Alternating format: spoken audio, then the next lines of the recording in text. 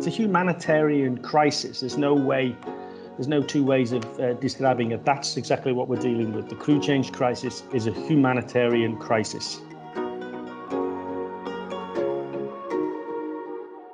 A crew change crisis. So look, there's 400,000 seafarers stuck on ships globally due to the COVID-19 pandemic and the measures that are being taken by many governments to keep their citizens safe by locking down and imposing travel restrictions. Now, I can understand that in one narrow perspective. They have an interest in the public health of their citizens. Unfortunately, we live in a globalized world with a global economy, and no single government is able to survive without trade, without shipping, without seafarers moving 90% of global trade. Exports, imports, foods, medicines, medical supplies, PPE is all moved by sea.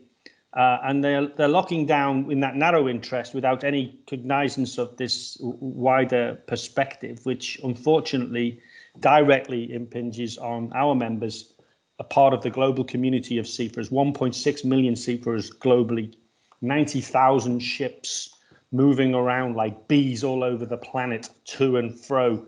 That's the crew change crisis. They have prevented crew changes. They prevented people joining and leaving their vessels. They prevented shore leave for welfare purposes. They've prevented shore leave for medical reasons, but emergency non-COVID medical reasons. People with broken bones, people who've had strokes, heart attacks, people who've died and their bodies are stuck in the food fridges on ships because governments won't allow them to land those bodies and return them to their next of kin.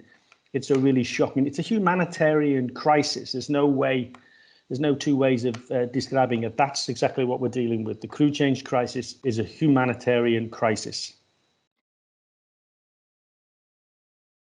A lot of our members will work locally. When I say locally, I mean, they're on our ferries, they're on our lifeline services, they're on our offshore supply vessels working to support the extraction of oil and gas. They're in the wind farm sector, they're in fishery patrol, they're in the Royal Fleet Auxiliary, supporting the Royal Navy and undertaking their own humanitarian work as now. They've been affected by the crew change crisis, by the COVID-19 restrictions, because of there is every corner of the globe is impacted.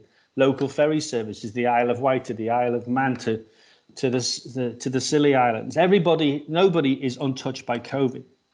But I think the most serious impact has been on those members of ours that work in the global fleet. They could be anywhere in the world trading on container vessels, on oil tankers, on gas tankers, on cruise ships. Wow, has the cruise industry been impacted? They've basically been stopped. They are just sitting by at anchor off our coast, off other coasts, some in Manila Bay, trying to get crew changes done, waiting for the cruise industry to be allowed to trade again, to carry people on their holidays.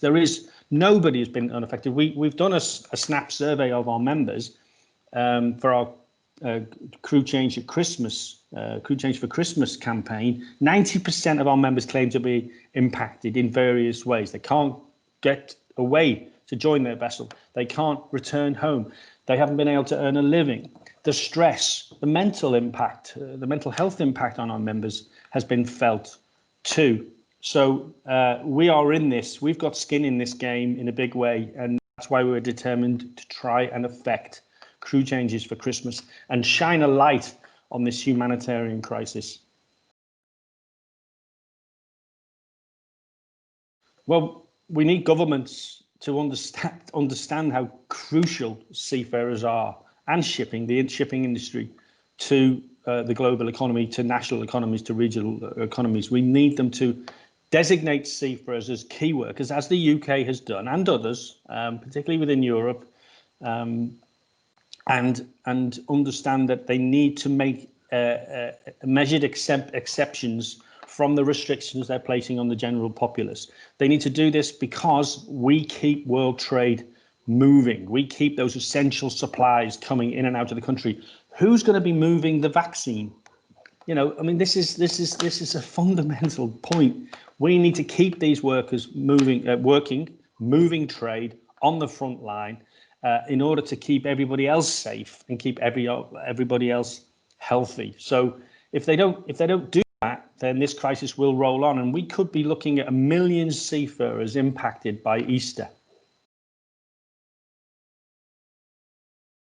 One wish. Can I only have one wish? One wish for Christmas. Well, I'd like to get our members and all seafarers, as many as possible, home for Christmas. It's a special time. And I'm not making a religious point. It's a holiday season. You know, everybody loves Christmas. And I'd like as many seafarers to get home for Christmas. Those who are locked, some are facing their second Christmas at sea. Some are way beyond 17 months at sea because of this lockdown, because of COVID-19 restrictions. So I'd like to get them home. And equally, those who have been stuck at home, unable to earn a living, unable to feed their families, I'd like to get them away to sea.